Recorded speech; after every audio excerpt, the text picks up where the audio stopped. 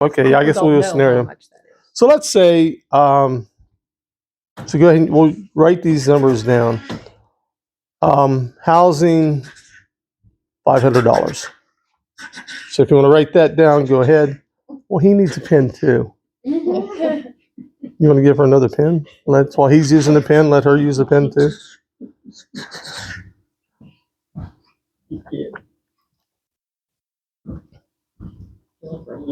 It doesn't have to be all Yeah. of those. And- Go to a concert. Hang on. Don't throw me a pen, Marie. Oh, I'm Oh. sorry. I see it. So let's pay you're spending $500 in rent. Your transportation, if you Lyft or Uber somewhere on a daily, weekly, monthly basis, let's say you're spending $30 in Uber. Groceries, you got to buy groceries. Some people buy it weekly, some people every 2 weeks. Let's put down $200 in groceries for the month. If you eat out once a week, chances are you're probably spending somewhere between $10 to $15 for yourself. So go ahead and let's put down 10. Entertainment would be you want to go to a concert. You need to save up money to go to a concert. The concert might be 6 months from now, but you got to build this into your budget. So 6 months from now is the concert. You know, Ticketmaster is going to have the tickets on sale, and they're going to be $50 a piece, but they're not going to go on sale for like 3 months. So let's put down $15 for entertainment. So 15 for entertainment. Let's put down $20 for electric, $5 for gas, $10 for water. You want to save a little bit per paycheck, and we're going to save $10 a paycheck. So let's do 40 for savings, and let's do $10 in donations. Go ahead and add those numbers up. Put that at the bottom under your total spend.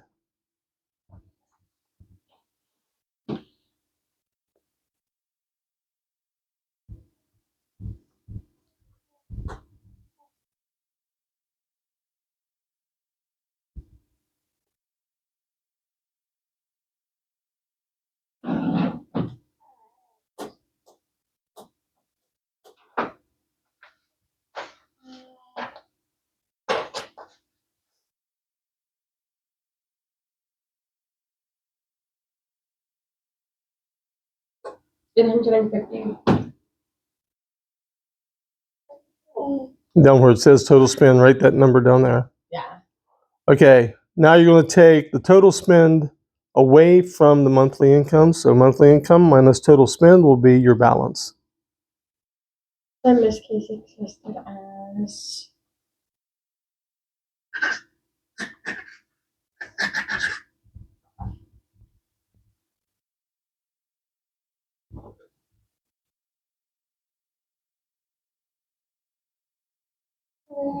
$400. Thanks. So did anybody have, It's all the same. What? Everybody's got the oh yeah, same. we all have the same number. I haven't done the math, so what's the balance? The balance, total spend, so the monthly income minus the total spend is 400. Okay, balance is 400. That's great. Now, I threw some low numbers in there. So let's go back and go down to the electric and put in $75 for electric, $30 for gas, $100 for water, and we have a Netflix there subscription. Let's put down 15, and then tell me what your balance is after we subtract those numbers out instead of the other.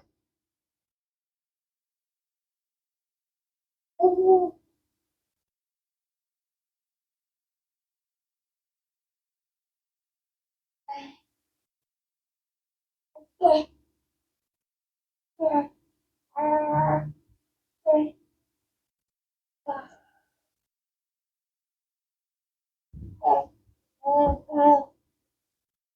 shoot. Let me put the-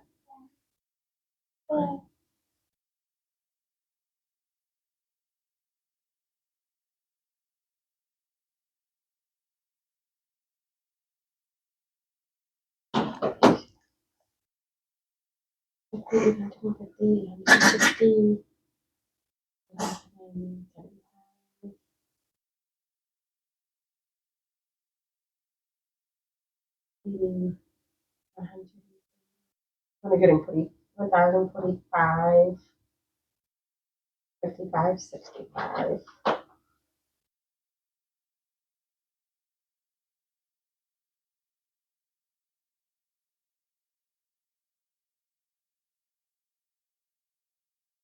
So 185. 185 Is- is your balance? Spend is 1,065, and then the Okay. money So- amount is 185. All right. So $185 at the end of the month, and you probably really haven't done too much. You've lived for the month, so that's the purpose. We want to have a little bit more at the end of the month. You have doctor's bills and stuff like that coming up, so that's the purpose of having a budget. So we're going to talk about having a budget, planning a budget, and I teach a class to realtors, and the one thing I say is, if you fail to plan, you plan to fail. So Renee's going to talk a little bit about budgeting. Right. So the purpose of that first exercise was really just to, if you don't already track your expenses, the idea is how important it is to track your expenses. And a budget is just a plan, like Kevin was saying. It's just a plan. It's plain and simple. You plan your day, you have a calendar, you plan your month, you got appointments, or maybe you're planning your day at 12 o'clock, I'm going to do this. And it's the same thing with your finances. You want to have a plan. So a budget is just simply a plan. It's very personal. You can't just have a generic budget. It is individual. It's individualized based on everyone's needs and what they have going on and what your priorities are. So the big thing for me with a budget is I have way less stress. So I don't have to worry about, at the end of the month, am I going to have enough money to pay the electric bill? Because the budget has it all laid out for us. So we know exactly how much we're planning to spend for each of the categories. So the first part of doing a budget is to know your income. So there's various different ways people get paid. It could be a monthly salary where every month you get exactly the same amount. Could be every 2 weeks. Some people get paid every week. Some have variable pays where they work in a different number of hours each week. So the pay is different. So how do you figure out when you're doing your budgeting on what your income needs to be? It's really simple if it's always the same. If it's every month it's the same, then it's simple. You know that number. But if it's variable, maybe you work on commission, for example, and it's all up and down the board. What we suggest is you look at like the last 6 months, and you could either take the average if it really fluctuates up and down pretty much, or a more conservative approach is to take the lowest. So take the lowest paycheck from the last 6 months and use that. That's going to be the most conservative. But using an average is probably a more practical way to doing it either way. But the first piece of it is to figure out your income. Okay, then the next piece of it is to do what the exercise was there earlier, which is track expenses. And we have lots of handouts. We do have a handout to help track expenses. And this is, it's 2 pages. This is probably the part that people like to do the least, is to actually track what you spend. When we first got married, Kevin made me give him every single receipt. So this was really before too much ATM. There was an ATM, but you didn't use it regularly. So we had cash. So he made me give him every single receipt, and he recorded every single dollar that we spent to figure out our tracking, which is really what you have to do. It's much easier now than it used to be. You don't have to have a paper receipt. You can look up on your bank account and see all your ATM transactions and just pull it straight from there to get your expenses. But knowing what you spend is key. You know, how many times you're like, oh, I don't have anything to cook for dinner, so we're just going to drive through somewhere. Or I need to get a new pair of pants for some event, you know, and I didn't plan for that. So I just go spend the money, and then I lose track of what am I buying? What have I spent money on? So tracking expenses is key, which is the handout is just really a helpful tool to do that. I did put some categories, general categories on here to help track the expenses, because those categories are important as you're prioritizing your budget, as we'll see here in a minute. So you just track your expenses and then total it up at the end of the month. And this is what you spend. Then you can start doing analysis on what you're spending. And you can have some plans for those future large expenses. Like maybe you're going to need new tires on your car in 6 months. And that's a huge expense. So you want to have a way to figure out a way to do that versus it just hitting you all of a sudden and now you can't pay for the tires. So tracking, that is huge. So you track your expenses, you learn what you are spending on, and then you keep tracking even after that. Always be tracking expenses. We're going to talk about credit cards briefly later, but if you do use a credit card, that is also an expense that must be tracked. So if you use the credit card to buy the tires, you have to track that you use that $800 on your credit card as an expense.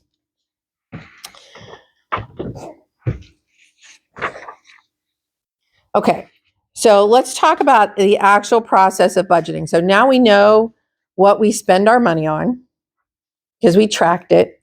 Now, how do we do a budget? How do we do a plan from that? So if you take the items that you have, let's see, I don't have anything to give them. I'm sorry. I should write something. I thought maybe you would enjoy it, but can't do it. So you have all your expenses, you know what you're spending money on. Now let's make a plan out of it. And how do we do that? So we start looking at things like the categories that I had on the initial tracking sheet. We have to fund 4 major things. We have to fund food, we have to fund shelter, we have to fund transportation, we have to fund utilities. So those aren't things that are going to be optional. So when I'm looking to do a budget, I start with those items. I know how much I spend on those because I tracked my spend, and then I start putting those into the categories for a budget sheet. You're gonna have things on top of that, right? You're going to have a little more discretionary things like a clothing budget. You're going to have an entertainment budget, and I just put a fun money line, just so there's a little money that is totally discretionary and totally spontaneous. So I think that's important as well. Also, tracking reoccurring charges. So one thing that I do in an Excel workbook, because I'm a little old school, but is keep track of the reoccurring charges, because you can lose track of those. You can lose track of, Netflix automatically comes out of my account every month, or you lose track, I lose track of things that are annual. So maybe it's an insurance payment, or it's Microsoft 360 is an annual fee. Those things. So I like to keep really close track of those, which is what you could use the reoccurring charges, because those are going to be like automatically deducted from your account, however you have it set up. And sometimes some things like only take PayPal, or they only take a certain, so it's not in your Maybe it's not showing up on your bank account directly. So it's a way to keep track of those. Okay, now the way we do budgeting, hang on, getting ahead of myself a little bit. All right, when you talk about a budget, there's many different methods out there. You can Google how to do a budget, and you'll get thousands of different ways to do the budget. Some major ones are an envelope system, which is what we used to use way back when. We had an envelope system, and that's when you really had cash. So you took your cash, we got our paycheck, we got the cash, and we took an envelope for each of the categories: housing, transportation, groceries, and we stuffed it with the dollars. All right, that's is not a practical system anymore, but it is a very common system. Actually, one of my aunts was telling me, like, last year, she still uses the envelope system, and she's 80 some years old, but she still uses that. There's also a budgeting plan that's called 50-30-20. And that plan is basically says, let's look at your income, take 50% of it should be for necessities, 30% for discretionary, and 20% for your financial priorities like savings. Another plan you may have heard about, a 2-account plan. We have kind of used this system as well. We continue to actually, where we take one account is where everything that we plan to spend for the month, the money goes into that account, and then anything that's left over goes into a separate account. The other popular system, which is actually what we use, which is a zero-based system. A zero-based system is you account for every dollar that is coming in. So the zero-based system is my favorite because every dollar is accounted for. Similar to the envelope system, we're just not stuffing envelopes. Instead, we're putting it on a sheet. Also, what a zero-based system allows us to do is to do it by paycheck planning. So basically, you do it by paycheck, your budget.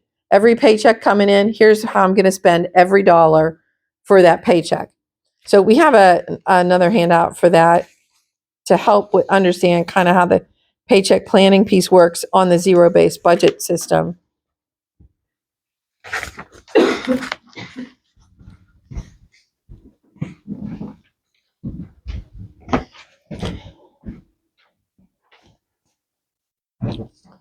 So again, our favorite is a zero-based budget system, which accounts for every single dollar. And if you do it by paycheck, every time that paycheck comes in, you're going to know exactly where every dollar is going to go. Now, let's say this is great. I did my tracking. I know how much I spend. I know I put it in categories, and I have a budget. But my electric bill came in $25 higher than what I had budgeted. What do? I go to my paycheck planning budget sheet. I know exactly where every dollar is going. I have to increase my electric by $25, and I got to decrease something else by $25 because I accounted for every dollar. So I can't have my bottom line be anything but zero. So it's a constant moving dollars around because things happen. Things come in higher. I wanted to come into the class and listen.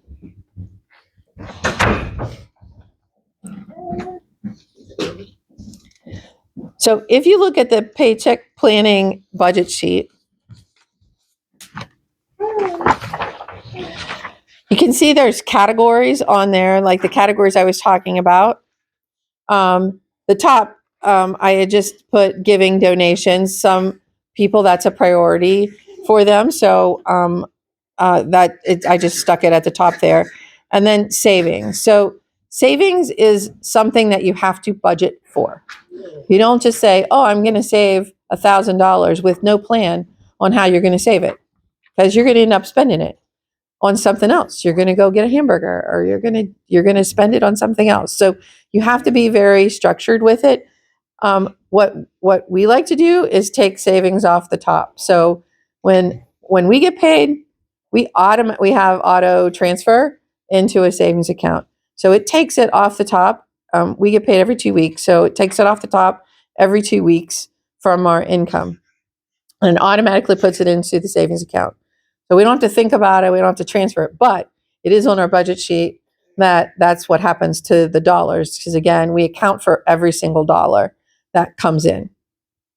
If it's, I don't know, if we're lucky and we get a bonus, right, at work, that would be something that would not be part of our paycheck planning process. We wouldn't typically use it. So we would have a separate line item saying, here's where our bonus is going. Here's how every dollar is going to be divvied out from the bonus, whether it's going to go all into savings or, oh, now I can afford the tires that I need for my car, or I need to do something to the house. So, but we account for it.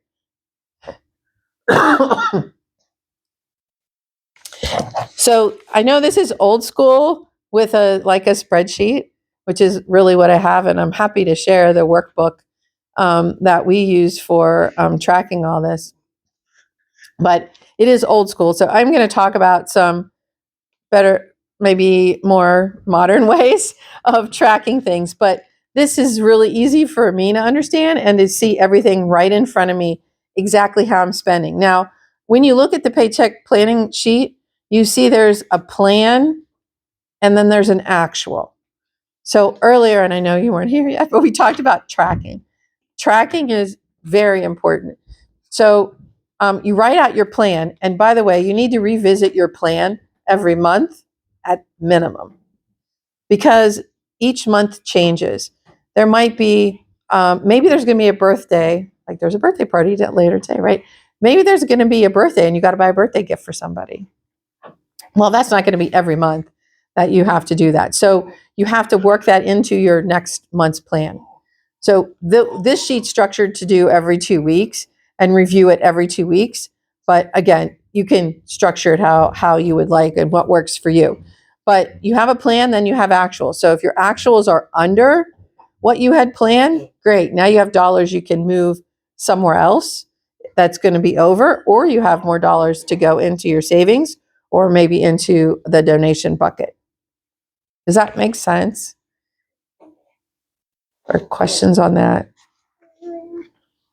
Yeah, it makes sense from what even though I've only been here 2 minutes. Yeah, sorry. So this is the initial expense tracking is for just extra out of nowhere kind of expenses, right? Well, the initial tracking is where you're going to identify how you spend right now. So you're going to use the initial tracking sheet first and just write down everything that you spent your money on. Daily. Daily, every single day, write down what you spend your money on, or weekly, depending on what your spend looks like. So it's a way to identify what you're spending your money on, and that's really important to understand. So if you're not tracking what you spend your money on, it just goes out the door, and you're like, "What happened to my money?" Yeah. Right? So writing it down. I was using an example earlier that when we first got married 30 some years ago, he used to make me give him every single paper receipt because he tracked us for what we spent.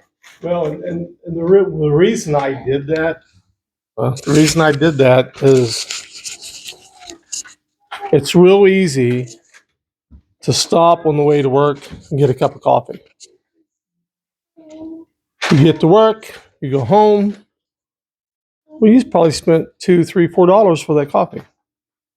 You didn't write it down. Yeah. At the end of the week, you bought 5 coffees. And at the end of the week, you're saying, I lost $20 somewhere along the way. Well, if Why don't I have any money left? yeah, why do I have, that's $80 a month. It does add up. So that $80 a month, if you didn't keep track of it on your initial tracking, then you're wondering, where in the world did that money go to? So that's the purpose of the initial tracking. So you write down, you don't have to do every receipt now. You can write it down yourself. But that's the purpose of that. So the paycheck planning budget I mean, I heard half of what you were saying, but this paycheck planning budget is. Yeah, let's go what is it through. used? Yeah, let's go through. So you identify your initial expenses. That is the initial expense tracking sheet. It's just to identify this is what I'm spending my money on right now. You have to do that first before you can create a budget. Okay. So the paycheck planning sheet is your budget. So this is the budget each month. So you take what you are spending and you turn that into a budget. So I'm spending $50 on restaurants. So I'm going to figure out, okay, is that $25 out of each paycheck, or is that $50 out of one paycheck and $0 out of the other paycheck? If you get paid twice a month, for example. So you take what you're spending and then you start figuring out, how am I going to pay for that? Which paycheck is it going to come out of? So the paycheck planning budget sheet has the date that the bill is due. So let's just work through that a minute. So let's say our rent is due on the first of the month, which is the third line down. So I'm going to put rent. How do I pay it? Is it an automatic deduction like through ACH? Do I write a check? How do I pay it? So that's just for my knowledge. So I write that in there, and then what it's due on the first. So I'm going to put on the first, which means my rent is going to have to come out of a paycheck that is prior to the first of the month. So my rent I can't say my rent's going to come out of my paycheck on February 14th because I've missed paying the rent. I only get paid once a month. So, okay, so it's monthly. So instead, like this has 2 weeks, you just replace those with January, February, March. So what day of the month do you get paid? I'll get SSD and the check, I'm thinking, should arrive on the 3rd, but I have a payee because I was having some trouble with planning Okay. expenses. So the payee gives me a certain amount, say sometimes it's about 300 separate from her paying utilities and Okay, so your goal is to budget that amount that you're given, yeah. right? So because your other living expenses are being paid otherwise. Right. So let's say it's $300 that you get a month. Then you would figure out, what am I spending that $300 on? Just tracking your expenses, and then turn that into a budget. So your list would be shorter than this list because your expenses are being paid otherwise. So what coming out of the money that you receive is what you would list on your paycheck planning. So it would just be once a month if you're just getting, let's say it's $300 once a month. And then you would write out, what am I going to spend that $300 on? So you pick those categories. So let's say you're going to put it into savings. So let's say you're going to put $100 into savings every month. Then you write that down. I'm going to put $100. And then when you actually do it, you put that next to it as I actually did it. Okay. That's the idea with the two columns. There's a plan and an actual. So let's see. Maybe you have a budget for haircuts. I put haircuts on here. So maybe you have, I'm going to, out of the money I'm receiving, I'm going to be getting my haircut. Well, how often do you get your haircut? Is that monthly, or is it every other month? Is it, how do you do it? So you figure that out. Let's say it's every other month, but you want to budget for it monthly.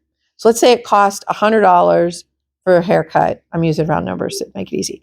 $100, but I'm not going to have $100 available at one time.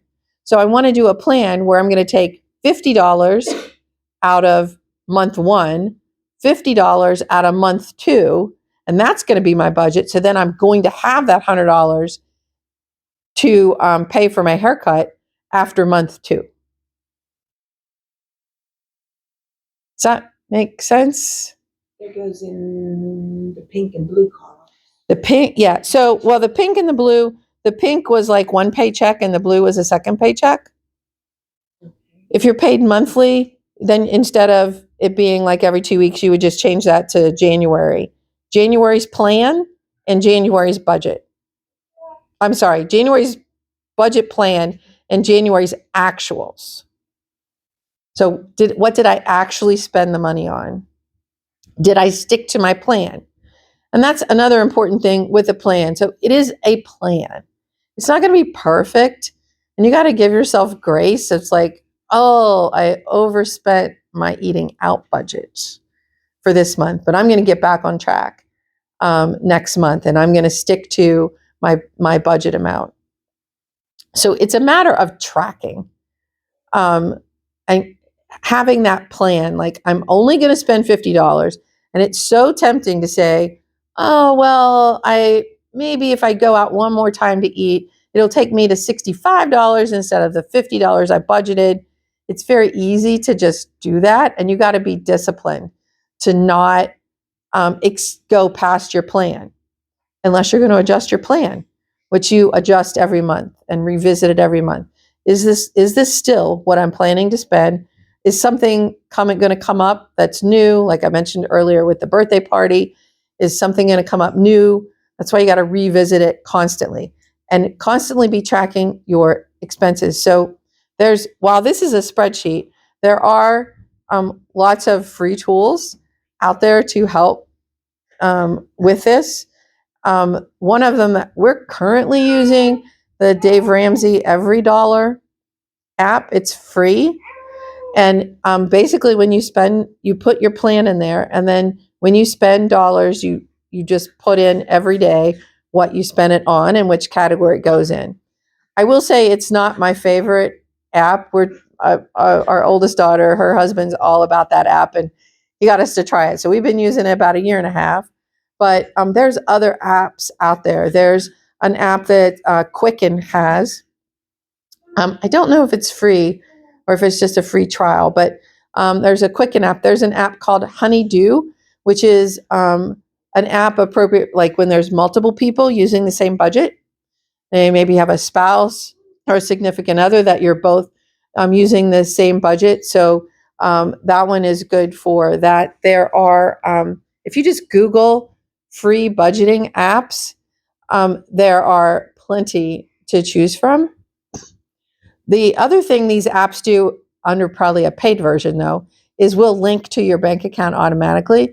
So it can pull your expense, what you spent your money on, automatically into the app through the paid version. But I recommend free versions and manually entering it in. That's what our youngest daughter, she is using Every Dollar also. And she manually enters, she doesn't have like hundreds of expenses every day or anything like that. So she manually enters it in every day for whatever she spent for that day and compares it against what she had budgeted for her plan to see where she is. Like, am I underspending, which is something she tries to do so she can put more money into her savings account.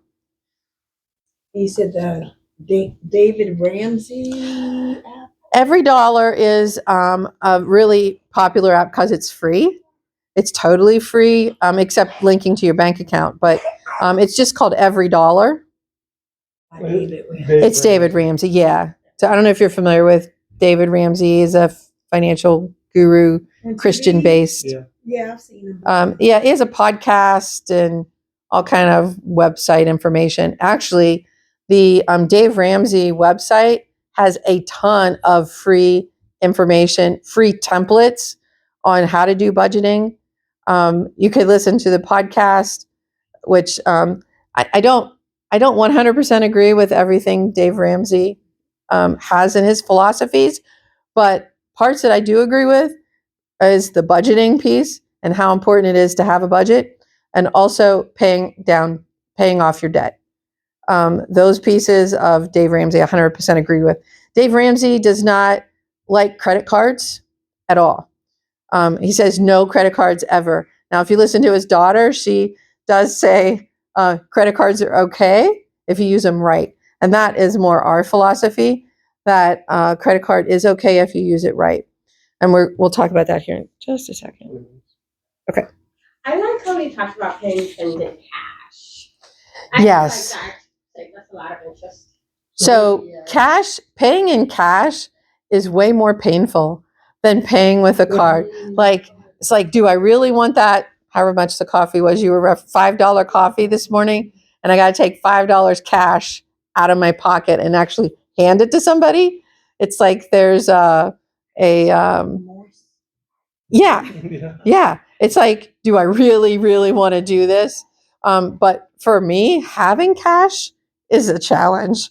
Paychecks go automatically into our accounts, into our bank accounts. You have to go to the ATM to get cash, but cash is a very good way of tracking it. And like I was mentioning earlier, the envelope system for budgeting, if you do go a cash route, I recommend an envelope system where you actually put the cash in the different envelopes.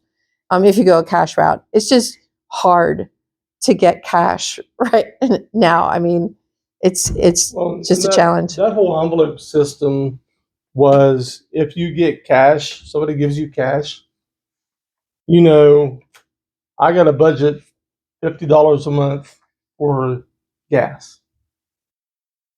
And you get the cash and you put $50 this month in an envelope labeled cash. $50 in, or $25 for eating out. You take $25 of that, put it in the envelope labeled eating out, put it away. Before you go pay the bill or go get something to eat, you got to go back to the envelope and either put it in your bank account or pull the cash out of the envelope. When the money's out of the envelope, you're done for the month. Right. So that's hard to do. It's hard to do. There's no more money then. There's no more money to eat out. Once you take all the cash out of that envelope, the same thing with the budget. Once you've used all of your budget dollars that you planned for eating out, then there's just no more eating out. And it's hard for us as a society because we're just so used to doing whatever we want. I want to pay, I'll go subscribe to Paramount Plus. I'm going to go subscribe to all these different things. And without having a plan and knowing where those dollars are actually going to come from, you're going to get yourself in trouble because you're going to end up overspending for the month, and then you are in trouble. So we actually want to talk a little bit about three more things, I guess. One is, what if my expenses are higher than my income? So we talked about tracking your expenses and writing down everything you spend your money on. We talked about making a plan and a budget and what you actually spend it on to compare to to your plan. But what if I don't have enough income for my expenses? What do I do then? Right? So there's certainly quite a few options. And if you Google it, you'll get all these work from home and all these kind of crazy ideas. Some of them not so crazy, but one big way to solve if your expenses are more than your income is to increase your income. That is, how much easier can you think about it, right? That's if you're spending more than you bring in, you got to increase what you're bringing in. So there are certainly lots of ways to do that. You could go ask for a raise, for example. You can get a different job that pays more. You can find some side hustles.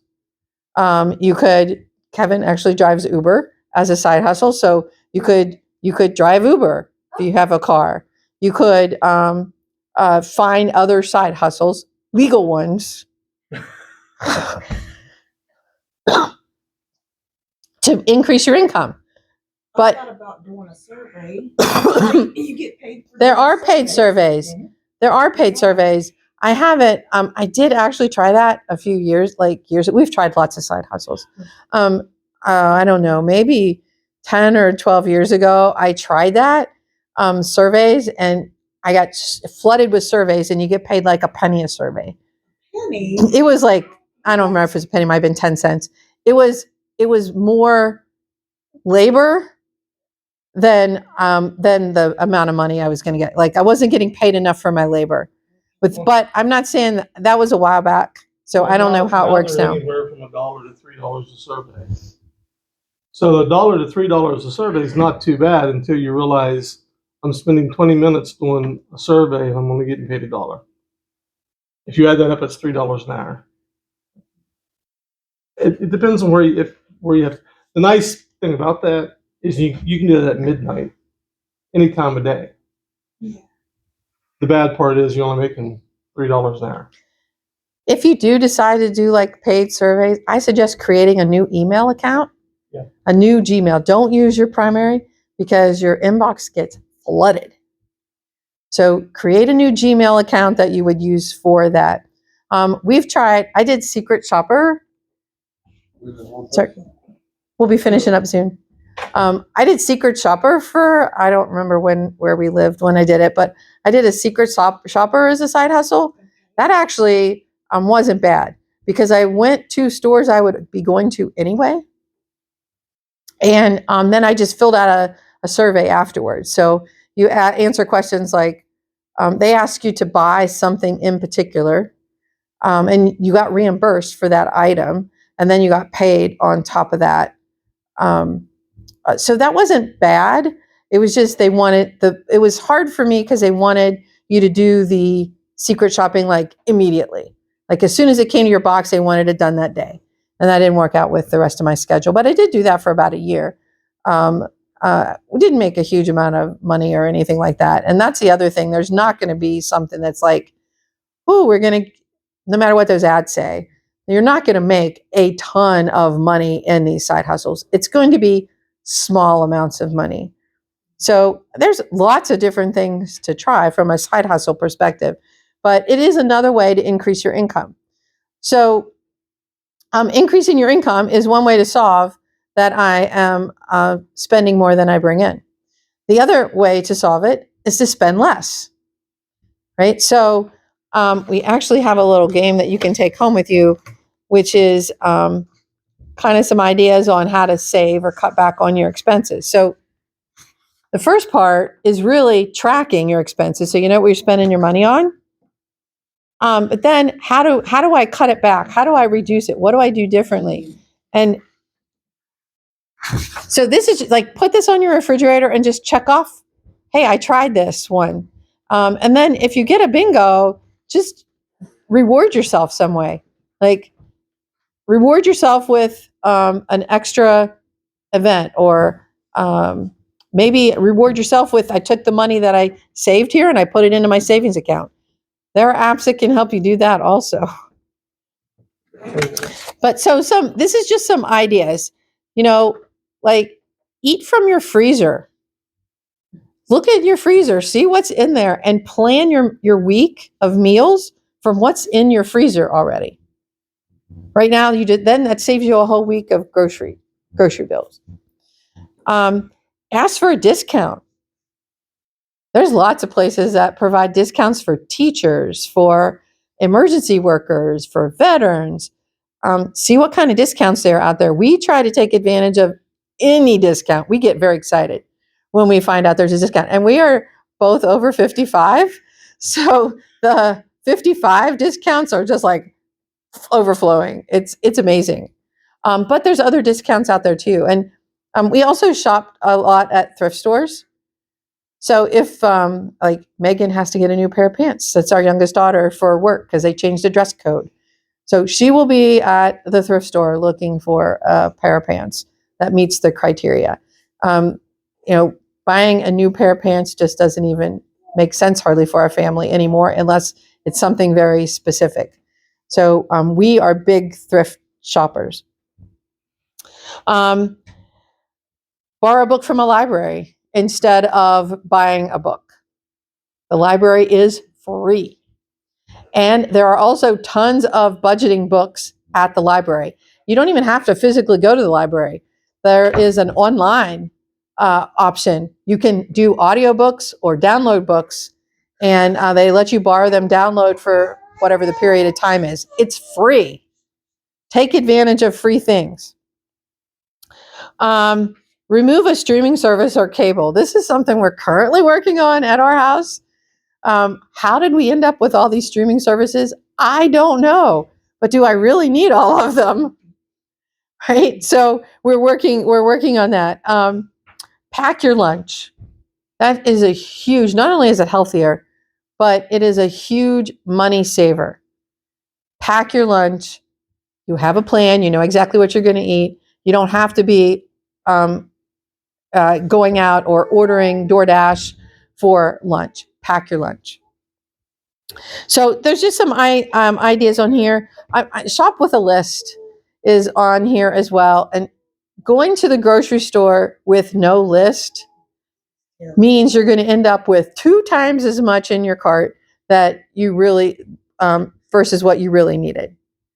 So the what I've been doing is ordering like Kroger online from my list. There's no browsing. I'm not browsing, although it tries to get me to. It tries to pop up and say, "Oh, last time you ordered this, don't you need it?" But just ignore all that. Stick to your list. You get your list. You can just go pick it up at Kroger, and you don't have to be tempted with all the aisles in the grocery store. Now, there are some people who that's their stress relief to go to the grocery store. It's the opposite for me. But some people that's their stress relief to go up and down every aisle. But if you do that, you have to stick to your list. 7 minutes. Okay. All right. So we want to talk about credit cards briefly. I mentioned that credit cards aren't a bad thing if they're used correctly. And were you going to talk about credit cards? Okay. Did you have a handout on that? You do have a handout. So, so credit, I'll talk to you about credit cards. We thought we had a handout. Anyway, most people, it's right here. Oh, this is just a track. Yeah, so it's real easy to use a credit card. It's real hard to pay off the bill at the end of the month. One of the things that you hear from a lot of budgeting experts is if you can't pay the credit card off at the end of the month, don't use the card. That's real easy to say, you know what, I don't have the money to pay for it right now. But I got a credit card, so swipe the credit card. I've been guilty of that. So everybody, I don't know anybody that hasn't done that. My brother is probably the only person. I don't have no credit cards. Great. I've used debit cards, and I've made a mess of some of the ones that I used to use, but since I just never had to actually use a credit card. But I have student loans. I have a mortgage that I'm trying to get down. Yeah, so that little piece of plastic that you can carry in your pocket, whether it's a credit card or a debit card, can be the death of your budget. It's real easy to say, yeah, it's not on my budget. I really want that. I'll just swipe my debit card or I'll swipe my credit card or whatever. Well, if you're not budgeting for that, don't use it. If even though it's a debit card, if it's not in your budget, I really want that piece of cake. Can I afford it? Well, it's in my bank account right now. I haven't budgeted for it, but I can. It's real easy to swipe the debit card. You got the piece of cake. You feel better about yourself. And then at the end of the month, you're saying, oh no, now you're kicking yourself because you use your debit card. Credit card, same way. Yeah. So yeah, if you don't have the cash for it right then, and you're not going to have the cash for it within a week, don't use it. Just plain and simple. Like I say, if you fail to plan, you plan to fail. So we do have another handout that is just a way to track your student loans, mortgages. Mortgage is a little bit different than some of the other loans that you have because it is an investment. Your house is going to appreciate over time. So we don't put the mortgage in the same category as like a student loan would be, or maybe a personal loan. But you do want to track it. And what we look at every month, we look at what is the balance on our loan, like a student loan, for example. What's the balance? Because I get like a little rush when I see that balance going down. And then we also have a goal, and we put a date for when it's going to be paid off. So if you're trying to pay off the student loans, then you look at when am I going to get this paid off? Because that's like my happy date. And if I can beat that date, it's like a game, right? So if I can pull money out, maybe I'm not going to eat out this month because I'm going to take that money from my budget for eating out and I'm going to put it on my student loan. So now I get to move that date, payoff date sooner. So it's a kind of a rush for me, but we're getting kicked out of the room. So sorry for so many handouts, but it's really just tools to help. There are tons of apps out there that you can use, as I mentioned, to help with budgeting. You want to have savings. I mentioned taking the savings off the top. I like to use that method, which is really pay myself first. So you put the savings off the top, and then you have your goals that you want. You're trying to pay off your student loan. You got to pay your electric bill, etc. Is all part of the budgeting process. So what's the